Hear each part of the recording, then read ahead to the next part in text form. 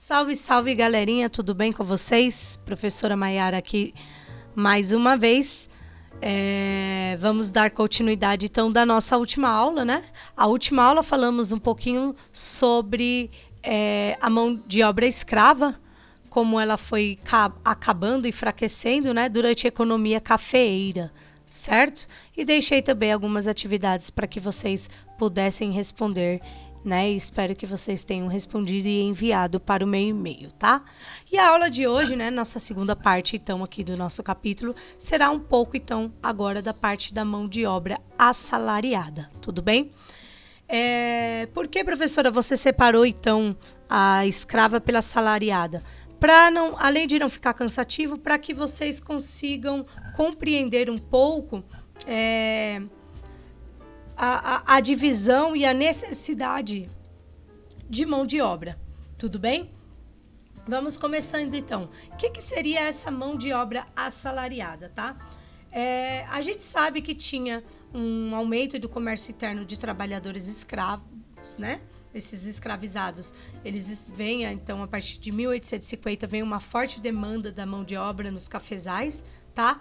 Porém, ela não era suprida, porque não tinha mais aquela questão do tráfico de escravos. Não estava mais vindo para o Brasil novos escravos, né? E isso acabava dando um temor, né, para parte dos cafeicultores, né, em relação ao fim da escravidão também, que já estava próximo, que já tinha vários movimentos, né, com a ideia de acabar com a escravidão. Tudo bem? Algumas fazendas, né, já eram empregados, né, trabalhadores assalariados, né? Porém, era uma quantidade reduzida. Então, o governo brasileiro, né, Dom Pedro, ele vai resolver optar por incentivar uma imigração de europeus por várias questões, né? Tanto para trabalhar nas fazendas do café, quanto também para instalar em regiões pouco habitadas do país, né, para aumentar um pouco o controle do território, porque tinha lugares ainda que não era habitável.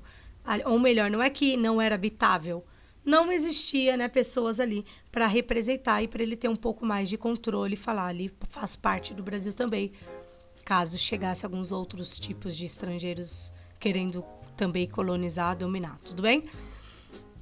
Essa opção, ela era um pouco também com uma base de teoria racial, né, que era a ideia de branquear a população. Porque se tivesse um local onde tivesse mais brancos, né, de população, viriam de forma positiva. Então, essa proposta, né, de Dom Pedro acaba vingando e esse Estado imperial aumenta as políticas de incentivo à imigração europeia livre. Ou seja, pessoas livres da Europa poderiam vir para o Brasil e trabalhar livremente, né? Nos cafezais e entre outros lugares, tudo bem? E isso acabava sendo bom porque coincidia também com várias outras guerras. Essas guerras, as adversidades climáticas que ocorreram na Europa em meados do século XIX, mais ou menos, né? Que era um período onde estava acontecendo tantas guerras, acaba motivando a emigração de uma grande massa de camponeses, né, camponeses esses que estavam passando fome, que estavam buscando melhores condições de vida, né?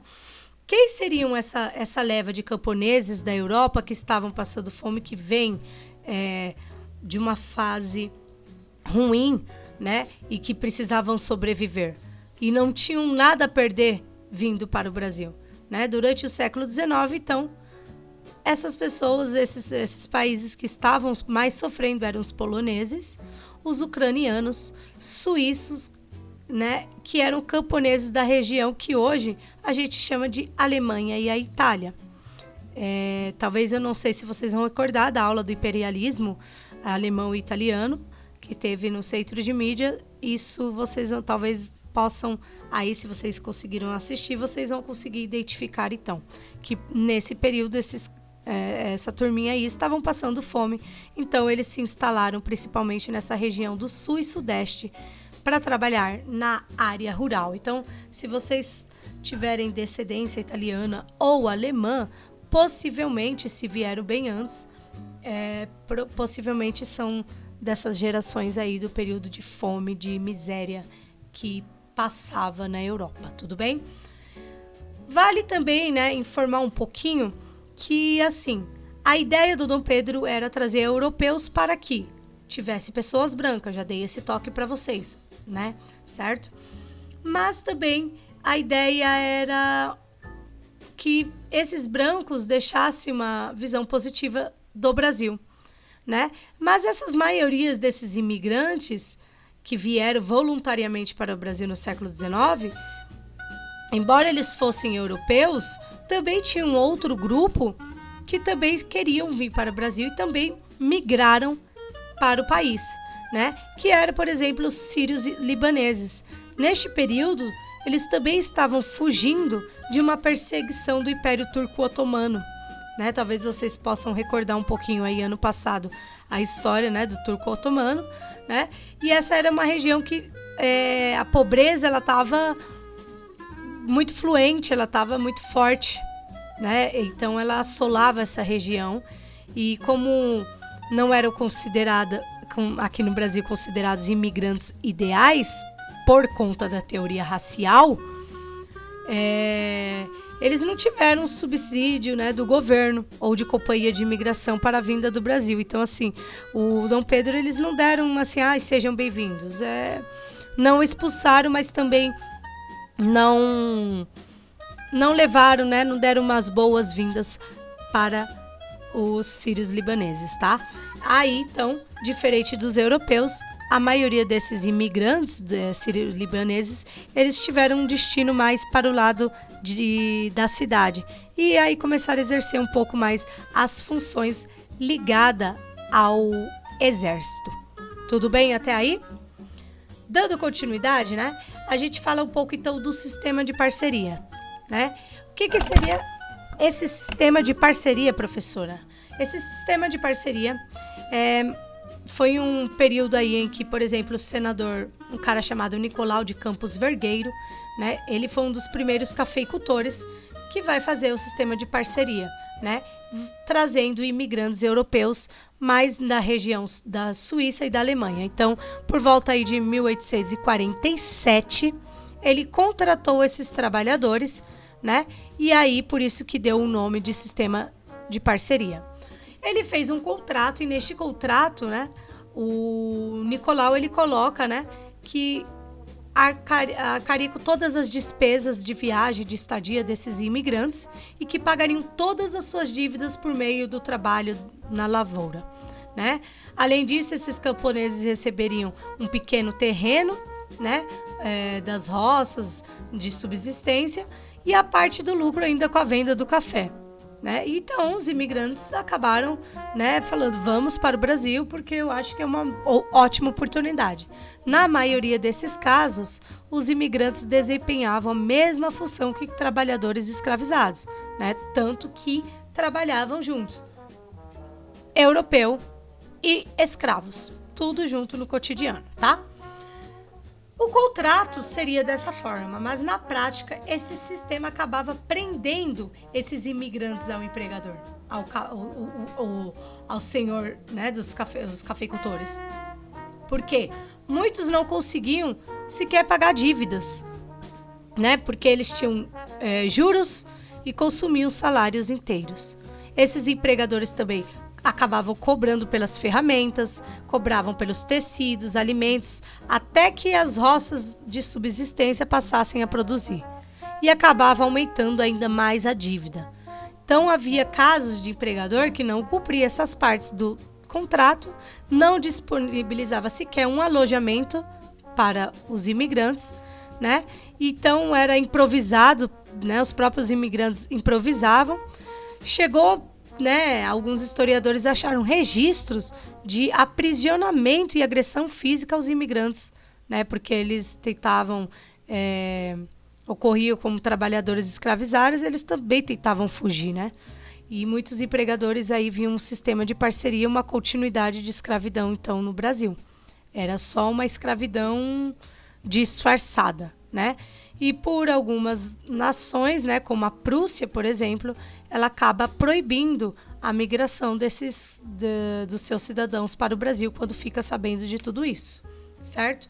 O sistema de parceria, então, ele não vai ficar legal, né?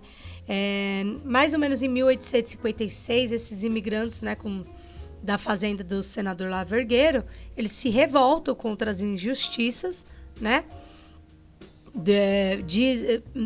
Na revolta, né, fazem manifestações dizendo que não estão cumprindo com o contrato de trabalho e, além disso, eles eram rigidamente controlados, eles viviam em um completo isolamento no meio dos cafezais. Tudo isso daí era uma suspeita de um atentado contra uma liderança religiosa. Eles acreditavam que ia ter um atentado aí de um luterano, Tomás Davids, que ele provocou o motim, né? Foi ele que provocou um pouco dessa manifestação, que ficou conhecido como Revolta de Ibicaba, né? E essa repercussão da revolta foi tão grande que o Império, né, do Dom Pedro redefiniu as relações de trabalho entre imigrantes e proprietários de fazendas, tá? Então, muitos anos depois, né, tendo retornado à Suíça, o Davids escreveu um livro sobre a experiência como imigrante, né?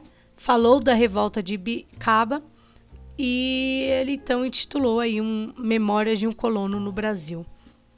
Tudo bem, gente?